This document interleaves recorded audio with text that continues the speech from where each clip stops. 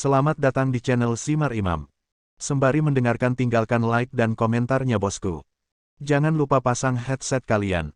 Siapkan kopi dan camilan. Lupakan pahitnya kehidupan. Mari kita dengarkan sambil rebahan. Bab 106. Baiklah, ayo makan. Yue yang bertepuk tangan dan duduk. Dia sangat sibuk hari ini. Pertama, dia membawa ibu mertuanya ke supermarket dan membeli hadiah untuk kunjungan itu. Kemudian, dia tiba di rumah Zhao Yanzi lebih awal untuk membantu memasak. Sebagai seorang ilmuwan yang biasanya sibuk dengan penelitian, tidak mudah baginya untuk melakukan semua ini. Namun, dia masih ingin mencoba yang terbaik karena dia berterima kasih kepada keluarga Zhao Yanzi karena telah merawat nenek selama periode yang paling penting. 6 orang mengelilingi meja makan dan duduk. Hujan masih turun di luar, tetapi hujan tidak mempengaruhi suasana yang harmonis. Kalian tidak harus melakukan ini. Di masa depan, jangan membeli begitu banyak hadiah mahal ketika kamu datang berkunjung. Zhao Hongyu menaruh beberapa sayuran di mangkuk nenek dan berkata, "Kalian memasak makanan untuk kami. Kami tidak bisa datang tanpa membawa apa-apa," kata Yue Yang. "Kami adalah keluarga. Jangan khawatir tentang itu." Zhao Hongyu tersenyum dan berkata. Yue Yang tersenyum dan menjawab, "Aku mendengar dari Ren bahwa nilai Zi untuk ujian tengah semester sangat baik." Semuanya berkat Ren. Jika dia tidak mengajari Zi tidak akan banyak berkembang, kata Zhao Hongyu. Dengan kehadiran nenek dan Yue Yang, Zhao Yanzi tidak bisa berdebat dan harus mengakuinya. Tidak juga. Zi juga cukup pintar, dan dia bisa langsung memahami konsep, kata Hao Ren. Zhao Yanzi melangkah keras di kaki Hao Ren di bawah meja dan berpikir, itu terlalu palsu bahwa kamu mengatakan hal-hal baik tentang aku sekarang. Ayah Ren sedang dalam perjalanan bisnis lagi. Zhao Hongyu bertanya pada Yue Yang. Ya, ini untuk konferensi akademik di Amerika. Dia mungkin akan kembali dalam 1 atau 2 minggu, kata Yue Yang. Datanglah ke tempat kami lebih sering di masa depan dan bawa semua orang. Kalian tidak perlu membeli apapun untuk kami, kata Zhao Hongyu sopan. Haha, rumah kami berada di dekat pantai, dan jauh dari kota. Namun, kalian mengemudi, jadi nyaman juga untuk kalian. Datang untuk mengunjungi rumah kami kapan saja, jawab Yue Yang. Tentu. Zhao Hongyu tersenyum ramah. Kedua ibu ini berpendidikan baik. Namun, Zhao Hongyu tampak lebih lembut sementara Yue Yang memberi orang kesan lebih keras. Bibi juga bisa sering tinggal bersama kami di masa depan. Kamar itu akan kosong untukmu dan dibersihkan secara teratur, kata Zhao Hongyu kepada nenek. Haha, aku merasa tidak enak, nenek tertawa bahagia dan menjawab. Aku seorang wanita tua dan tidak ingin mengganggu kalian, tapi Ren bisa menginap di tempatmu jika diperlukan. Ren sudah tinggal berkali-kali, kata Zhao Hongyu dengan lembut. Mendengar kata-kata Zhao Hongyu, Yue Yang berbalik dan menatap Hao Ren dengan tatapan bingung. Haha, dua keluarga sudah menjadi satu. Zi juga bisa sering mengunjungi tempat kami. Nenek senang dan memperlakukan Zi sebagai cucunya. Kita masih harus bergantung pada Ren untuk membantu Zi dengan studinya mulai sekarang, kata Zhao Hongyu. Tentu saja. Nenek setuju dan tidak berpikir bahwa ada masalah dengan Zhao Yanzi menjadi cucunya dan murid cucunya pada saat yang sama. Sementara orang dewasa mengobrol satu sama lain, Hao Ren dan Zhao Yanzi tidak berbicara sama sekali. Setelah makan malam, orang dewasa tidak selesai mengobrol dan ingin berbicara lebih banyak. Selain itu, masih hujan deras di luar, sehingga mereka tidak bisa pergi sampai nanti. Hao Ren dan Zhao Yanzi tidak tertarik untuk bergabung dengan percakapan mereka. Mereka berada di halaman yang sama dalam aspek ini dan menemukan alasan untuk bersantai di kamar tidur Zhao Yanzi di lantai atas. Setelah kembali ke kamarnya, Zhao Yanzi menyalakan komputernya, menyingkirkan sandalnya, dan menyilangkan kakinya saat dia duduk di kursi. Dia membuka Kiki satunya serta platform game. Dia sama sekali tidak ingin melakukan pekerjaan rumah. Hao Ren juga terlalu malas untuk memarahinya. Dia berjalan ke jendela, melihat bahwa badai masih berlangsung, dan berpikir bahwa memanggil curah hujan juga bukan tugas yang mudah. Ketika dia memikirkan adegan di mana Penatuasu bergoyang dan mengendalikan beberapa kekuatan di alam, Hao Ren merasakan kegembiraan. Perasaan kebebasan dan kekuasaan adalah kejutan spiritual yang luar biasa. Tiba-tiba, Hao Ren dipukul dengan pencerahan. Dia mengambil sudut, duduk, memutar Nature Essence menggunakan Spirit Concentration Scroll, dan memasuki dunia ekstasi. Zhao Yanzi menoleh ke belakang untuk melihat Hao Ren dan bergumam, palsu. Dia berkonsentrasi bermain game. Dia memutuskan untuk menghargai dirinya sendiri karena mendapatkan nilai bagus dalam ujian, dan dia tidak bisa belajar sekeras itu lagi. Beberapa elemen air memasuki rumah melalui jendela yang sedikit terbuka dan memasuki 9 titik akupuntur utama Haoren. Zhao Yanzi, yang berkonsentrasi bermain game, tentu tidak memperhatikan elemen air padat yang membentuk kabut putih.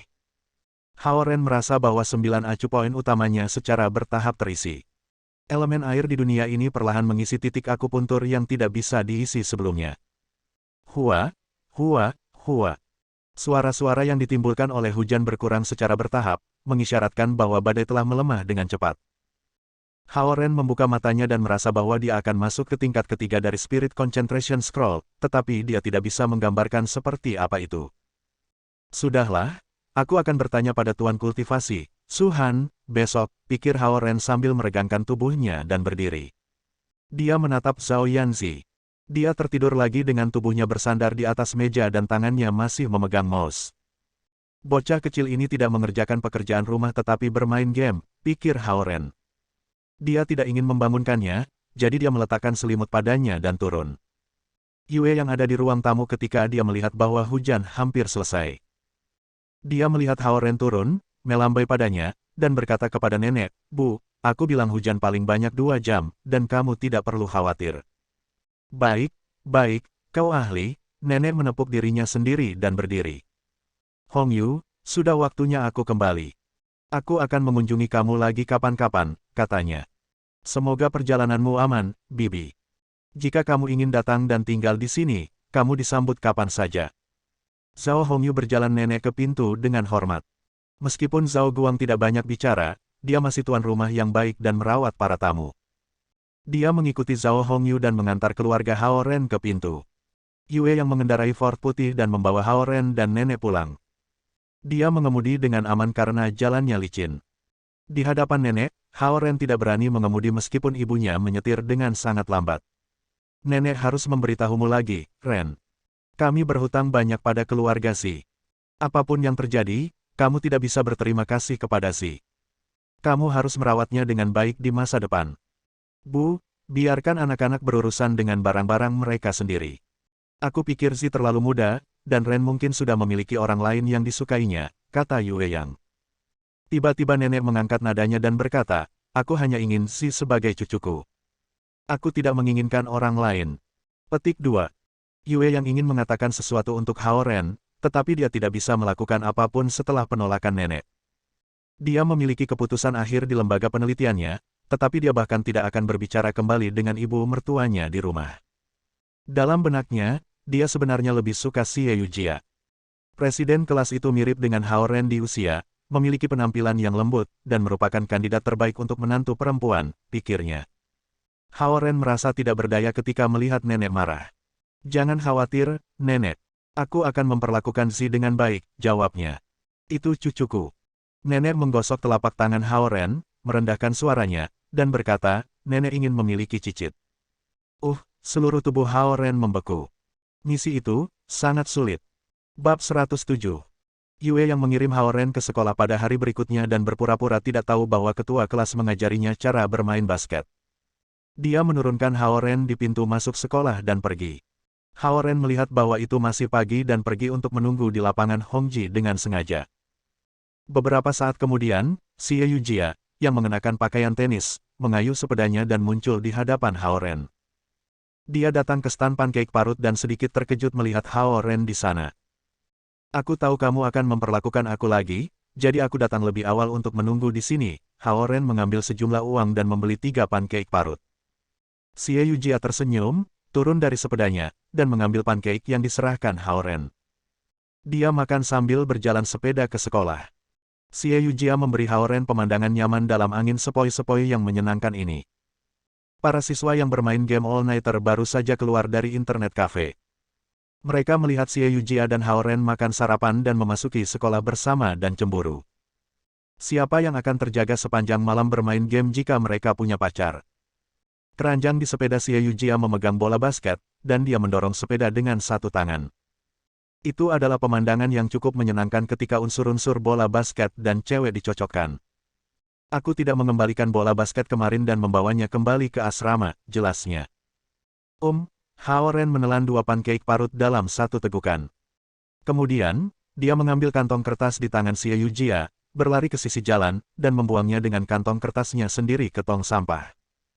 Ketika dia kembali, Xie Yujia mengeluarkan serbet dari sakunya dan menyerahkannya kepadanya saat dia berkata, "Usap mulutmu. Mulutmu sangat berminyak." "Terima kasih, Presiden kelas." Hao Ren mengambil alih serbet dan menyeka dengan santai. "Kamu tidak membersihkan dengan benar di sini." Xie Yujia menunjuk ke sisi kiri bibir Hao Ren. Hao Ren menyeka dengan santai lagi, tapi dia masih tidak bisa menghapus remah-remah di sudut mulutnya. Maka, Xie Yujia mengambil serbet dari tangan Hao Ren dan berkata, "Jangan bergerak." Hao Ren berdiri tegak dan tidak bergerak. Xie Yujia memandangi pipi Hao Ren, mengangkat tangan kecilnya, dan menghapus remah-remah dan kerakusan dari sudut mulutnya. Setelah selesai melakukan semua ini, Xie Yujia melemparkan serbet ke tong sampah. Tembakan tepat ini tampak seperti sedang menembak keranjang. Hao Ren menyentuh sudut bibirnya dan tiba-tiba jatuh ke dalam kebahagiaan. Xie Yujia tidak terlalu memikirkannya dan terus mendorong sepedanya ke sekolah. Mereka segera tiba di lapangan basket di zona B. Xie Yujia memarkir sepedanya di samping, mengambil bola basket dari keranjang, dan memulai pelajaran hari ini. Pemotretan sebenarnya tidak sulit. Kuncinya adalah 2 gerakan spesifik. Salah satunya adalah postur tubuh kamu ketika kamu menembak, dan yang lainnya adalah cara kamu memegang bola. Xie Yujia memegang bola basket saat dia menunjukkan dan menjelaskan pada saat yang sama. Kemudian, Xie Yujia mengoreksi postur Hao Ren satu persatu dari telapak tangannya ke pergelangan tangan, siku, bahu, pinggang, dan kaki. Melihatnya begitu teliti, Hao Ren tidak ingin mengecewakannya dan berlatih lebih keras. 2 jam berlalu dengan cepat. Keakuratan tembakan 2 titik Hao Ren meningkat dari 10% menjadi 70%. Itu adalah peningkatan ajaib. Sebagai penyerang maju, akurasinya bukan yang terpenting. Gerakan penembakan adalah untuk membingungkan lawan dan menciptakan peluang bagi rekan satu tim kamu. Namun, karena ini, lawan tidak akan bertahan melawan tembakan kamu sebanyak itu. Karena itu, jika kamu memiliki keakuratan yang tinggi dan dapat mencetak skor secara tak terduga, itu akan mencapai hasil yang luar biasa. Xie Yujia memandang Hao Ren yang sedang berlatih menembak saat dia berdiri di samping dan menjelaskan. Hao Ren bahkan lebih mengagumi presiden kelas. Tidak hanya dia pandai basket, tetapi dia juga hebat dalam strategi. Dia memang adik perempuan Xie Wanjun, yang memimpin tim bola basket sekolah ke kejuaraan perguruan tinggi nasional. Saat itu hampir pukul 8.30, dan kelas pertama mereka akan segera dimulai. Xie Yujia meminta Hao Ren untuk berhenti menembak, mengembalikan bola basket ke stadion, dan pergi ke kafetaria dengan Hao Ren untuk makan. Setelah interaksi beberapa hari ini, mereka tampaknya semakin dekat satu sama lain. Namun, Hao Ren tahu bahwa Xie Yujia tidak menyukainya, jadi mereka mempertahankan hubungan mereka saat ini. Hao Ren juga berpikir bahwa seorang gadis luar biasa seperti presiden kelas akan menyukai pangeran tampan yang tampan dan memiliki nilai yang sangat baik atau pria yang cerdas dan atletis. Dia jelas tidak punya harapan karena dia tidak berada di dekat kedua belah pihak. Setelah makan sarapan, Hao Ren dan Xie Yujia berpisah ke kelas di gedung akademik yang berbeda. Karena mereka tidak memilih mata kuliah yang sama selain mata kuliah utama, banyak mata kuliah mereka berbeda. Dia kembali ke kamarnya setelah 2 kelas dan menemukan Zhou Liren dan Cao Ronghua masih tidur. 2 orang ini ketiduran dan melewatkan kelas. Benar saja, mereka telah mengambil 1 langkah lebih dekat ke sikap siswa tahun ketiga. "Inspeksi kamar!" teriak Hao Ren keras. Zhou Liren dan Cao Ronghua melompat tiba-tiba dan berkata, "Kami akan segera bangun, sekarang. Jangan kurangi poin." Wajah mereka hikmat ketika mereka melihat itu adalah Hao Ren. "Sial, ini kamu. Kenapa kamu tidak kembali lagi kemarin?" teriak mereka. "Aku pulang ke rumah untuk mengambil beberapa barang." "Di mana Zhao Jiai?" "Dia belum kembali," tanya Hao Ren. "Dia sudah berlatih basket begitu keras sekarang. Dia bangun jam 5 dan belum kembali. Mungkin masih berlatih di stadion. Dia masih berlatih basket di malam hari selama 2 hari terakhir dan tidak kembali sampai asrama hampir ditutup," kata Zhou Liren. "Begitukah?" Hao Ren agak mengagumi Zhao Jiai untuk usahanya. Dia kemudian menatap Zhou Liren, yang sedang tidur di tempat tidur atas, dan bertanya, "Mengapa kita tidak pergi menemuinya di stadion? Bisakah kita masuk ke dalam?" Zhou Liren ragu. "Kita harus bisa. Zhao Jiai sedang berlatih di dalam, dan seharusnya tidak menjadi masalah untuk mengawasinya. Kata Hao Ren. Zhou Liren tiba-tiba tertarik. Tentu, aku akan bangun sekarang. Ayo pergi bersama, Cao Ronghua. Oke. Cao Ronghua melepas selimutnya. Dengan demikian, mereka bertiga berangkat dari asrama untuk mengunjungi Zhao Jiayi di stadion. Karena sudah hampir jam 10, cuaca mulai semakin panas. Mereka semua berkeringat setelah berjalan jauh ke stadion. Ketika mereka tiba di pintu masuk gym, mereka mendengar suara menusuk sepatu menggores lantai dan berteriak keras sebelum masuk. Melalui gerbang besi, 3 dari mereka masuk dengan diam-diam dan melihat selusin pemain di tim bola basket melakukan latihan sepak bola. Karena stadion disegel dan tidak menyalakan AC sentral untuk permainan, tempat yang tampaknya besar terasa seperti kapal uap yang besar dan panas dan pengap. Zhao Jiayi, yang bermain dalam latihan sepak bola, tidak memperhatikan Hao Ren dan pintu masuk yang lain dari sudut. Dia berlari dengan cepat dan berteriak, "Beruang! Lulus!" Seorang pria jangkung dan kuat melemparkan bola ke arah Zhao Jiayi seolah itu adalah peluru. Zhao Jiayi melompat tinggi, menangkap bola basket, berbalik dengan cepat, dan melompat lagi untuk menembak. Kesempatan. Ketika bola basket meninggalkan tangannya, Xiao Wanjun tiba-tiba muncul seperti gunung besar dan menghalanginya dengan kokoh. Bola basket jatuh ke lantai. Namun, Zhao Jiayi mendarat dengan cepat, membalikkan tubuhnya, dan meraih bola lagi. Dia melakukan layup. Melewati tubuh seperti gunung Xiao Wanjun, Zhao Jiayi memanfaatkan kemampuan lompatan vertikalnya yang menakjubkan dan mendekati keranjang. Namun, tubuh Xiao Wanjun yang tampak berat tiba-tiba berbalik. "Pak!" Bola basket ditampar lagi. Zhou Liren dan yang lainnya tercengang. Dalam beberapa detik singkat, banyak serangan dan pertahanan terjadi secara terus-menerus. Mereka tidak bisa membayangkan intensitas ini karena tidak setingkat dengan permainan reguler mereka. Zhao Jiayi jatuh ke tanah tetapi tidak menangis kesakitan. Dia segera merangkak, berlari menuju setengah lapangan lainnya, dan berteriak, "Blackie, pertahankan Kitty dengan cermat." Xiao Wanjun yang lebih besar dan Zhao Jiayi yang lebih kecil keduanya adalah komandan tim mereka. Zhao Jiayi telah menjadi salah satu pemimpin tim bola basket hanya dalam beberapa hari. Melihat situasi yang terus berubah, serangan dan pertahanan terus beralih. Anggota tim mengenakan baju merah dan kemeja biru terus berlari bola balik seperti mereka sedang berlatih untuk lomba ulang-alik. Cao Ronghua menoleh dan bertanya kepada Zhou Liren, "Kamu masih ingin bergabung dengan tim bola basket?" Zhou Liren menggelengkan kepalanya seperti dadu. "Kamu pasti bercanda. Bisakah orang normal menanggung latihan yang intensif seperti itu? Bahkan tidak menyebutkan 1 jam. Seseorang akan lelah mati dalam waktu setengah jam." Jawabnya. Zhao Jiayi, yang memiliki stamina terbaik di asrama, berkeringat dan kakinya gemetar. Peng! Xiao Wanjun pergi untuk layup dan melakukan dung eksplosif, dan seluruh stadion beresonansi dengan suara. "Oke, istirahatlah." Xiao Wanjun berdiri di tanah dan melambaikan tangannya saat dia berkata. Dia melihat ke arah pintu masuk dan berteriak, "Kalian, jangan licik dan datang ke sini." Zhao Jiayi meraih handuk di samping, menyeka keringatnya, dan melihat Hao Ren dan yang lainnya. Hao Ren tidak bisa membantu tetapi mengagumi pengamatan tajam Xiao Wanjun. Dia tidak hanya bisa memperhatikan situasi di pengadilan tetapi juga bisa memperhatikan apa yang terjadi di luar pengadilan di kejauhan. Karena Xiao Wanjun memanggil mereka, Zhou Liren dan yang lainnya tidak ragu dan berjalan melintasi stadion yang luas. "Kamu hebat." Xiao Wanjun melemparkan minuman olahraga ke Zhao Jiayi. Zhao Jiayi menangkap minuman dan membuka tutupnya ketika dia menjawab, "Terima kasih banyak." Zhou Liren berjalan di depan Zhao Jiayi dan menepuk bahu kokoh Zhao Jiayi. "Zhao Jiayi, kamu menjadi jauh lebih baik. Aku selalu sebaik ini. Ketika aku bermain dengan kamu Nox sebelumnya, aku hanya menggunakan 50% dari kekuatan aku." Zhao Jiayi menusuk Zhou Liren dengan sikunya dan menjawab. Hao Ren tersenyum dan tahu bahwa Zhao Jiayi menggertak dengan sengaja. Bagaimana mungkin Zhao Jiayi menyembunyikan kekuatannya karena dia adalah tipe orang yang menjadi cemas ketika skor mereka turun. Namun, dari latihan barusan, Hao Ren bisa mengatakan bahwa keterampilan bola basket Zhao Jiayi meningkat dengan cepat. Meskipun tim biru yang dipimpinnya masih belum bisa mengalahkan tim merah Xiao Wanjun, kinerja sudah membuatnya tampak seperti master. Jika itu adalah permainan resmi, gerakannya benar-benar bisa memenangkan jeritan dari para gadis. Ini membuktikan bahwa dia telah belajar banyak dari pelatihan khusus Xiao Wanjun. Tidak heran dia tidak ingin kembali dari stadion.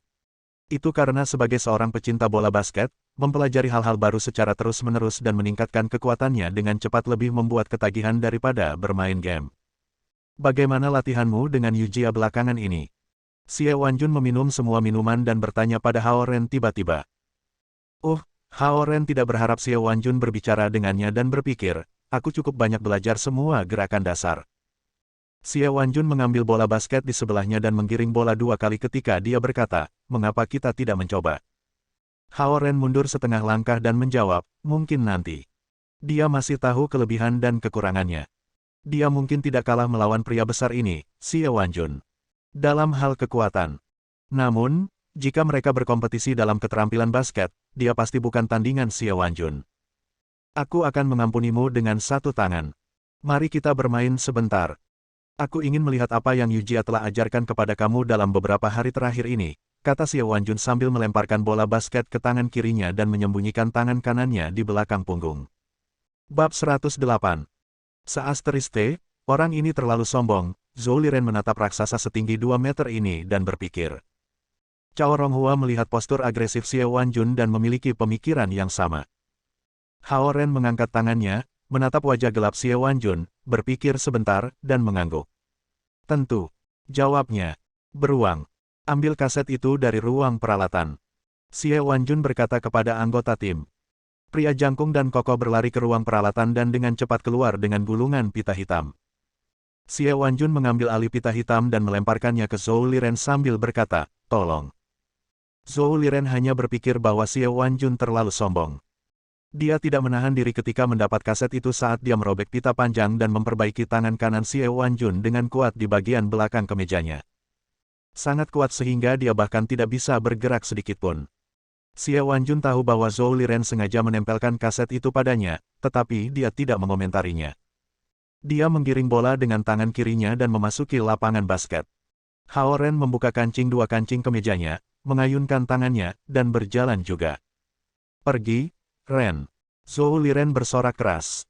Meskipun Zhao Jiayi adalah bagian dari tim bola basket, dia masih tidak terlalu menyukai kapten tim bola basket yang sombong ini.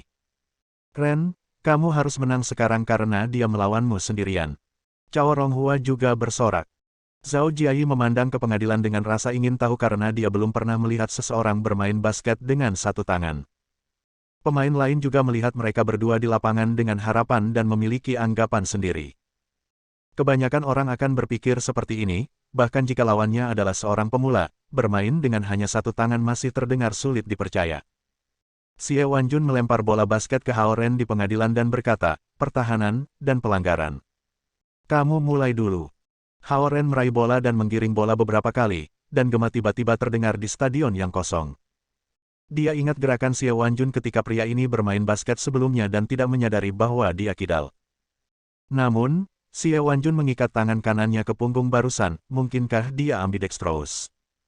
Itu terlalu bagus, pikir Hao Ren. Hao Ren masih memiliki beberapa keraguan dalam benaknya saat dia menatap Xie Wanjun, yang kepalanya lebih tinggi darinya. Tiba-tiba, ia memulai permainan ofensifnya.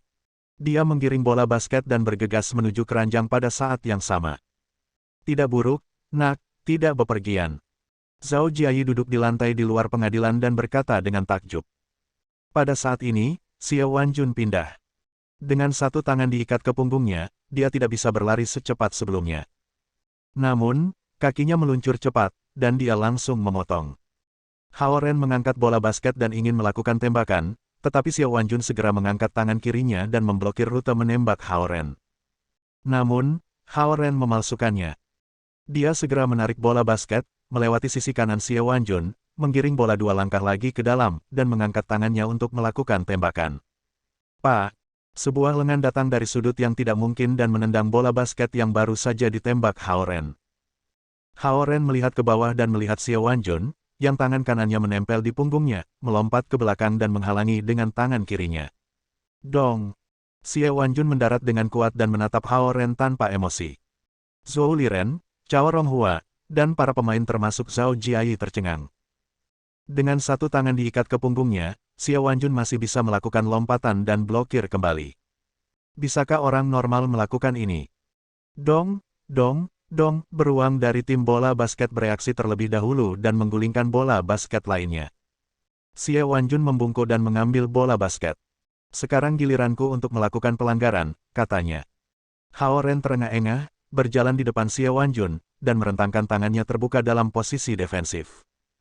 Terlihat bagus, Xie Wanjun memuji Hao Ren dan mengingatkannya, ini dia. Dia menggiring bola dengan tangan kirinya, dan bola basket coklat berubah menjadi bayangan coklat karena driblingnya yang cepat. Bola bahkan tidak bisa dilihat dengan jelas. Juga, dia menggiring bola di belakang punggungnya dari waktu ke waktu untuk mencegah Hao Ren mencuri itu. Kaki kiri Xie Wanjun tiba-tiba terangkat saat dia bergerak. Hao Ren dengan cepat diblokir di sebelah kanannya. Tanpa diduga, rute dribble Xie Wanjun juga dipalsukan. Dia melanjutkan dan melangkahkan kaki kanannya dan berlari ke depan dari sisi kanannya sendiri. Seolah-olah kiper telah mengambil posisi yang salah untuk mempertahankan tendangan penalti, sudah terlambat bagi Hao Ren untuk berubah. Xie Wanjun memotong dari kanan. Dia masih bergerak dengan lancar meski menggiring bola dengan satu tangan.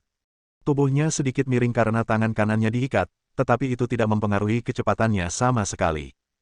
Dia melakukan tembakan. Xie Wanjun menggunakan tangan kirinya dan mendorong bola basket keluar. Hua! Hao Ren berlari tiba-tiba seperti roket. Dia mengangkat kedua tangannya dan memblokir bola basket. Melihat bahwa Hao Ren masih bisa memblokir bola basket yang dia tembak, Xie Wanjun tidak tahu bagaimana harus bereaksi. Gerakan macam apa ini, menghalangi bola voli? Tanyanya. Hao Ren tidak tahu bagaimana menjawab karena gerakannya aneh. Namun, tidak peduli apapun langkahnya, itu akan menjadi langkah yang bagus jika itu bisa menghentikan lawan dari mencetak gol tanpa melanggar. Meskipun Xie Wanjun sedang berbicara, gerakannya tidak melambat. Dia mendarat lebih dulu, memutar tubuhnya, dan mengaitkan bola yang baru saja diblokir Hao Ren dengan tangan kirinya. Dia mengangkat tangannya lagi, dan bola basket melayang di atas kepala Hao Ren, yang jatuh dari lompatan. Guang, guang, guang, bola basket terpental 4-5 kali di keranjang sebelum terjatuh. Hao Ren melihat bahwa bola basket tidak mencetak gol dan langsung melompat. Xie Wanjun juga bergerak maju dengan langkah besar dan melompat. Melambung. Kedua lengan mereka naik pada saat yang sama ketika punggung dan pinggang mereka bertabrakan satu sama lain. Dong! Xie Wanjun, yang tingginya 2 meter, benar-benar tersingkir oleh Hao Ren. Sementara semua orang terpana dengan adegan ini, Xie Wanjun kehilangan keseimbangan tetapi meraih bola basket untuk menyesuaikan posisi tubuhnya. Setelah dia mendarat di tanah, dia langsung naik lagi. Dia menangkap bola basket dan menindaklanjuti dengan dung. Kedua orang ini sama-sama tidak normal, yang satu tidak terlihat kuat sama sekali tetapi memiliki kekuatan yang menakutkan, dan yang lainnya tingginya 2 meter tetapi lebih cepat dari monyet. Para pemain di tim bola basket memikirkan poin pertama tentang Hao Ren sementara Zhou Liren dan Cao Ronghua memikirkan poin kedua tentang Xie Wanjun. Oke, mari kita berhenti di sini, saat Hao Ren mengambil bola basket dan bersiap untuk pergi lagi, kata Xie Wanjun tiba-tiba. Fundamental kamu cukup solid. Pada tingkat ini, kamu dapat bermain di game minggu depan, Xie Wanjun mengevaluasi Hao Ren. Zhao Jiayi memandang Hao Ren, yang berdiri di bawah keranjang, dan tertawa, anak ini sudah belajar tentang gerakan palsu. Seminggu yang lalu, Hao Ren masih noob yang akan mengoper bola segera setelah dia menerimanya. Hao Ren bisa bermain dalam pertandingan melawan Universitas Jinghua. Zhou Liren merasa sulit untuk percaya ketika dia berdiri di luar pengadilan. Melihat Hao Ren berdiri di bawah keranjang dengan bola basket di tangannya dan tidak bergerak, Xie Wanjun melepas kaset itu dan bertanya pada saat yang sama, apa yang salah? Kamu mengosongkan. Dong, dong, dong. Bola basket jatuh dari tangan Hao Ren, memantul beberapa kali, dan berguling di samping kakinya. Hao Ren berdiri diam seolah-olah dia adalah patung. Apa-apaan, Ren? Cao Ronghua merasakan ada sesuatu yang salah dan berteriak. Pada saat yang sama, Hao Ren tiba-tiba menggigil dan berlari keluar stadion. Apa-apaan? Mengapa terobosan gulir konsentrasi roh terjadi sekarang? Apakah mungkin bermain basket bisa melebihi batas fisik aku? Jadi, aku bisa merasakan hukum dan aturan di alam melalui proses memerangi orang lain. Pikir Hao Ren. Kepalanya terasa berat dan kakinya terasa ringan, dan titik-titik acu poin di tubuhnya terus mengembang seolah-olah mereka akan meledak. Awan di langit di luar stadion berkumpul bersama seperti pusaran air dan membentuk pusaran. Bab 109. Hao Ren berlari keluar dari stadion dan melihat pusaran. Itu sangat panas, dan bahkan tidak ada satu awan pun di langit yang panas sebelumnya. Namun, lapisan demi lapisan awan bergegas menuju langit di atas kampus tiba-tiba. Itu hanya kemajuan gulir konsentrasi roh dari tingkat kedua tingkat ketiga, tetapi itu telah menciptakan fenomena yang luar biasa. Siapa yang tahu apa yang akan terjadi jika itu adalah kesusahan besar? Hao Ren menekan darah yang panas di tubuhnya saat dia berlari. Dia perlu menemukan tempat yang tenang untuk naik level, dan hanya ada satu tempat yang bisa dia pikirkan. Boom, boom, boom, dia berlari ke gedung administratif dan berlari ke atas ke kantor Su-han. Dia tidak repot-repot mengetuk karena tidak seperti Lu Qing, Su-han selalu di kantornya. Ledakan. Hao Ren mendorong pintu terbuka dan masuk ke dalam. Su-han tidak terkejut melihat Hao Ren masuk. Dia melihat ke langit dan membalik jari-jarinya. Suara mendesing. Awan segera diusir. Dia melambai lagi, dan pintu di belakang Hao Ren secara otomatis ditutup. Hao Ren tidak punya waktu untuk menyambutnya. Dia duduk di tempat biasanya dan mulai berkultivasi. Su-han mengangkat kedua tangan dan meletakkan dua lapisan bola cahaya ungu di sekitar Hao Ren sebagai penghalang perlindungan. Hao Ren menarik napas dalam-dalam setelah setengah jam. Dia membuka matanya dan berkata kepada Su-han, "Aku di lantai 3. Su-han ringan mengangguk saat dia mengambil kembali pelindung tanpa kata. Hao Ren berpikir Su-han kesal, jadi dia menjelaskan, "Aku tidak bermaksud mengganggu. Hanya saja aku tiba-tiba merasa seperti hendak menerobos, dan tidak ada tempat lain untuk pergi, jadi." Su-han melambaikan tangannya untuk menghentikannya. Hao Ren tidak bisa melihat pikiran Su-han dari sikapnya. Dia berdiri dan berkata, "Maaf mengganggu kamu. Ini akan dihitung untuk latihan aku hari ini, jadi aku tidak akan datang lagi setelah jam 4. Dia memeriksa tubuhnya dan merasakan esens alam mengisi setiap bagian tubuhnya. Itu membuatnya merasa sangat nyaman. Jika dia bisa memandu aliran esensi dan memindahkannya keluar dari tubuhnya sekarang, itu berarti dia sekarang berada pada tingkat ketiga dari gulir konsentrasi roh. Sepertinya menembus gulir konsentrasi roh tidak sesulit yang dibayangkan Hao Ren. Itu semua tergantung pada keberuntungan dan waktunya. Namun, kerja keras dan dedikasi jelas membantu. Hao Ren merasa santai dan kurang stres setelah dia mencapai tingkat ketiga. Itu tidak akan menjadi masalah mencapai level kan setelah memperkuat level ketiga dari scroll konsentrasi roh dan mengembangkan teknik lain. Seharusnya tidak sulit untuk memulai selama yayasan aku dibangun dengan baik, pikirnya. Dang! Dia sampai ke pintu, dan tiba-tiba dia merasakan sakit yang luar biasa di kepalanya seolah-olah dia berjalan ke papan besi. Rasa sakit yang tajam membuatnya mundur 2 langkah. Dia berbalik untuk melihat Su-han, dan dia melihat dia menunjuk ke tikar yang dia duduki. Dia bingung selama beberapa detik dan kemudian tiba-tiba teringat sesuatu.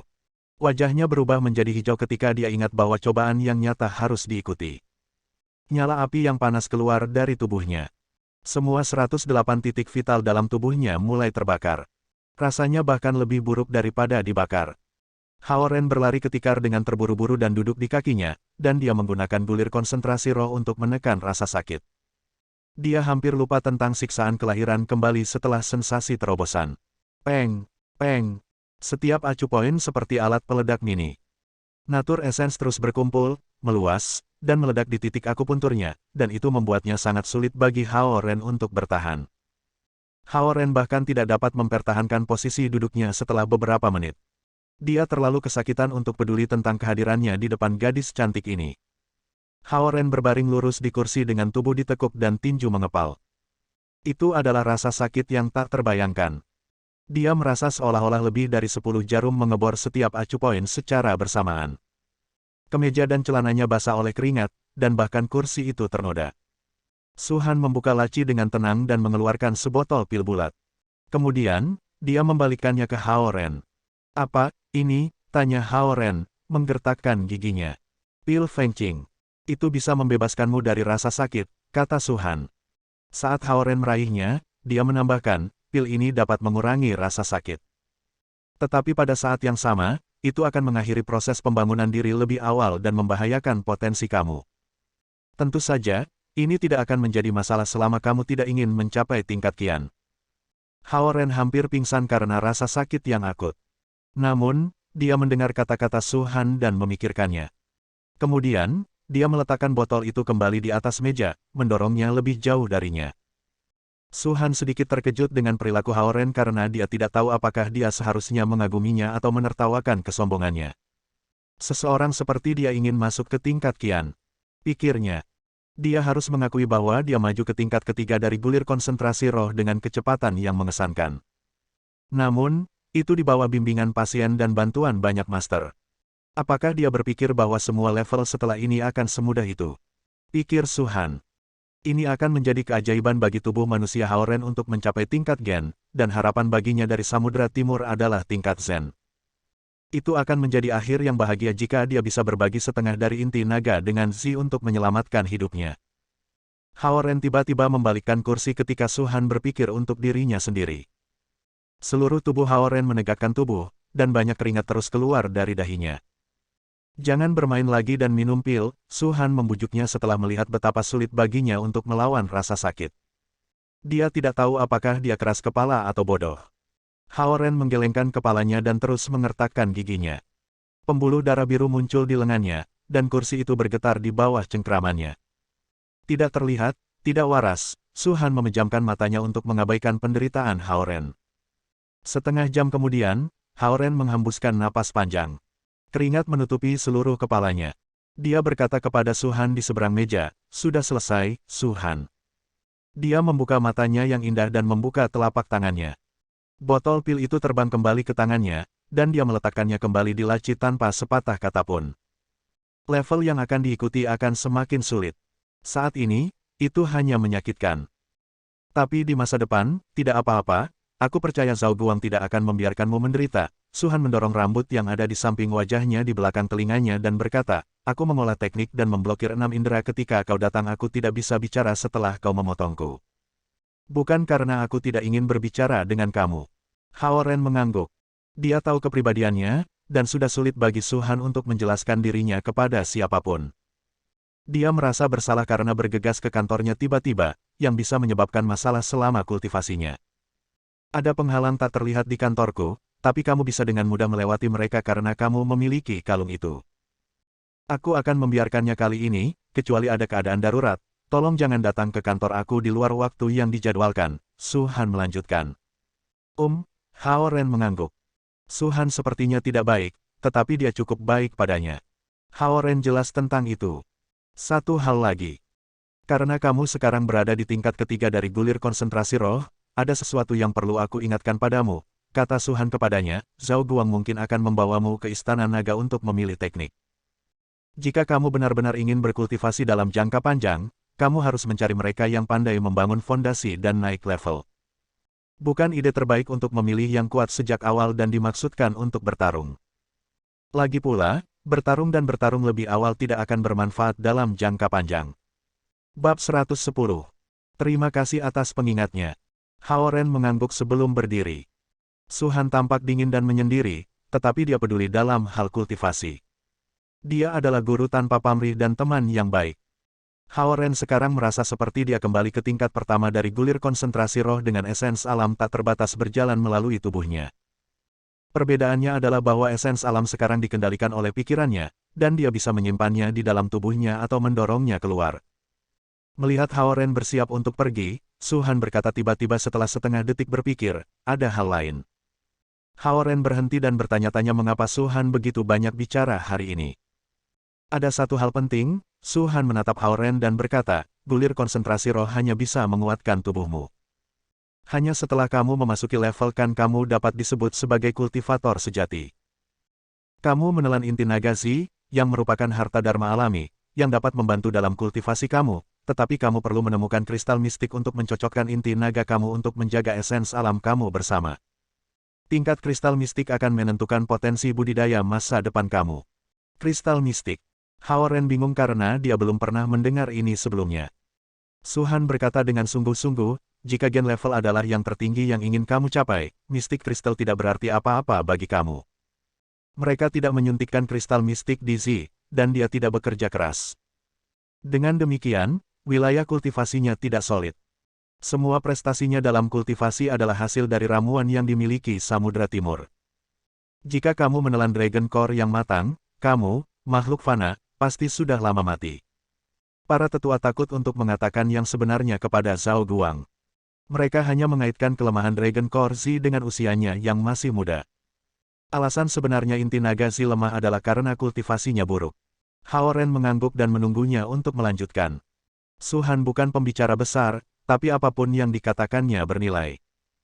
Dari Perdana Menteri Xia, dia tahu bahwa Su Han telah menjadi master tingkat Kun yang menakjubkan pada usia 15. Itu membuktikan kata-katanya bahwa usia tidak ada hubungannya dengan kematangan Dragon Core. Para tetua itu takut untuk menunjukkan fakta bahwa Zi adalah seorang petani yang malas dan menyembunyikan kebenaran dengan referensi yang samar-samar tentang usianya. Selain itu, aku menghargai kemajuan kultivasi kamu yang cepat dan kemampuan kamu untuk menekan agresivitas Dragon Core. Namun, kecepatan kamu saat ini mungkin tidak berkelanjutan. Setiap level di masa depan akan sangat sulit untuk ditembus. Berita baiknya adalah bahwa Dragon Core Z yang belum matang menyamai kemajuan kamu dari nol. Hao Ren mendengarkannya dengan penuh perhatian. Sebagai inspektur suku naga, Su Han adil dan jujur. Ayo kembali ke Mystic Crystal. Harapan Ocean Timur untuk kamu adalah tingkat Zen, dan itulah sebabnya aku pikir Zhao Guang tidak akan menyetujui menyuntikkan kristal mistik ke dalam diri kamu. Terlepas dari bahaya, akuisisi Mystic Crystal akan sulit. Bahkan di klan naga Lautan Timur di mana harta yang tak terhitung jumlahnya dikumpulkan, sulit untuk menemukan harta alami yang dapat dibuat menjadi kristal mistik. Kenapa kristal mistik sangat langka sehingga bahkan klan naga lautan kaya mungkin tidak memilikinya? Pikir Hao Ren. Tiba-tiba sebuah pikiran terlintas di benaknya, dan dia bertanya, Su Han, seperti apa kristal mistikmu? Su Han memutar matanya ke arahnya dan mendengus, kristal mistik adalah rahasia pribadi, dan aku tidak akan pernah mengungkapkannya kepadamu. Tapi aku bisa memberitahumu bahwa aku mendapatkannya setelah mempertaruhkan nyawaku. Hao Ren memandang Su Han dengan kagum saat dia percaya bahwa Su Han adalah tipe orang yang akan melakukan apa saja untuk meningkatkan ranah kultivasinya. Seperti apa bentuk kristal mistik? Tanya Hao Ren. Atas desakan Hao Ren, Su Han ragu-ragu dan menjawab setelah beberapa saat mempertimbangkan, kristal mistik tidak memiliki bentuk yang tetap. Dalam kasus kamu akan memiliki jenis badan air murni, jadi kamu perlu menemukan objek elemen air murni. Misalnya, gel kristal ungu, karang 7 jantung, dan skala Kiren, Del. Jika kamu tidak bisa mendapatkannya, setidaknya kamu harus menemukan ais mistik Samudera Barat. Hao Ren belum pernah mendengar item yang baru saja disebutkan oleh Su Han, tapi dia memaksa dirinya untuk menghafalnya. Dia tahu dia akan membutuhkan elemen mistik kristal unsur air karena dia akan berkembang ke arah jenis tubuh air murni. Su Han, menurut Perdana Menteri Xia, memiliki jenis tubuh air dari logam, dan itulah sebabnya dia bisa berkultivasi dengan kecepatan yang luar biasa cepat. Namun, itu juga membawa masalah sulit untuk menemukan kristal mistik yang bisa pas untuknya. Tidak heran dia hanya mendapatkan mistik kristal yang memuaskan dengan risiko hidupnya. Setelah melihat ekspresi berharap Hao Ren, Su Han membeku sejenak sebelum berkata, itu saja. Oh, Hao Ren santai dan diam-diam meninjau ulang apa yang dikatakan Su Han padanya. Dia berkata, Su Han, terima kasih telah mengajari aku ini. Sekarang, aku harus pergi karena aku punya kelas segera. Oke. Su Han mengangguk dan mengambil buku teks dan beberapa catatan dari mejanya. Pada saat ini, Hao Ren tiba-tiba teringat bahwa kelas yang akan datang sebenarnya adalah kelas Su Han. Tidak ingin pergi ke kelas bersamanya, Hao Ren meninggalkan kantor Su Han terlebih dahulu. Mengumpulkan pikirannya, dia pergi mencari Zhao Jiayi dan dua temannya yang lain. Berdiri di pintu, Su Han menyaksikan Hao Ren pergi dan berpikir, ada apa denganku hari ini? Kenapa aku memberitahunya hal itu? Apakah aku benar-benar berharap dia mencapai level Qian dengan 5 tipe tubuh fana yang lusuh dan kacau ini? Tapi anak itu punya pasir. Dia bisa menanggung rasa sakit yang luar biasa dan bahkan menolak untuk meminum pil untuk menghilangkan rasa sakit. Akan lebih menyakitkan bagi tipe tubuh fana 5 elemennya yang kacau untuk berubah menjadi tipe tubuh yang lebih baik. Ini akan menjadi suatu prestasi untuk menanggung rasa sakit seperti itu. Mungkin dia akan mencapai ranah yang lebih tinggi dari harapan. Menghaluskan rambut di dahinya, Su Han menutup pintu kantor di belakangnya dan berjalan menuju tangga. Di luar gedung, Hao Ren memanggil Zhou Liren dan bertanya, di mana kamu? Di kelas. Sial, kemana saja kamu? Apakah kamu benar-benar ingin melewatkan kelas Su Han? Kami telah menyimpan kursi untuk kamu di baris ke-6. Mereka adalah yang terbaik yang pernah kita dapatkan. Cepat. Zhou Liren berteriak ke telepon. Kedatangan. Datang. Jawabnya. Yah, kursi terbaik yang pernah ada. Aku dapat melihat Su Han di seberang meja setiap hari dan tidak perlu menatap keindahan luar biasa di kelas. pikirnya. Meskipun mengeluh diam, Hao Ren tidak berani ketinggalan kelasnya. Su Han disebut kecantikan es tidak hanya karena dia tidak pernah tersenyum, tetapi juga karena dia sangat ketat dengan kelasnya pengolahan sinyal optik lemah. Itu memiliki jumlah siswa gagal terbesar setiap semester. Meskipun Hao Ren berteman dengannya secara pribadi, dia tidak berpikir Su Han akan bersikap lunak terhadapnya dalam ujian. Ketika dia bergegas ke ruang kelas, Zhou Liren berdiri dan memberi isyarat padanya. Sini, sini. Hao Ren meliriknya, dan tentu saja, mereka berada di kursi terbaik di baris ke-6. Tidak heran Zhou Liren begitu bersemangat di telepon. Kami datang ke sini 1 jam sebelumnya. Kami tidak memiliki matematika tingkat lanjut minggu ini, jadi kami datang langsung dari stadion untuk menempati kursi. Bahkan ketika kami melakukan itu, kami hanya mendapat baris ke-6 ketika kami masuk. Zhou Liren memuji dirinya sendiri. Baik, baik. Lihat wajah jelekmu. Hao Ren menunjuk 1 jari dan menusuk wajah Zhou Liren, mengarahkannya menjauh darinya. Tidak mungkin. Aku lebih tampan darimu. Zhou Liren, seorang pria tampan yang lumayan, balas segera. Begitu dia mengatakan itu, dia menemukan sesuatu yang tidak benar. Dia bersandar ke satu sisi dan menatap Hao Ren dari atas ke bawah. Dia berpikir dengan bingung, bagaimana bisa Ren terlihat lebih tampan daripada sebelumnya tiba-tiba. Mungkinkah pria ini menjalani operasi plastik? Kenapa dia semakin gagah akhir-akhir ini? Hao Ren mengabaikannya dan berbalik untuk melihat gadis-gadis yang harus duduk di barisan belakang.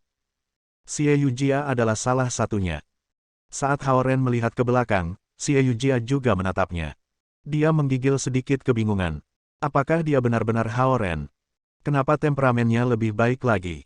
Pikirnya. Bersambung. Nantikan bab selanjutnya bosku.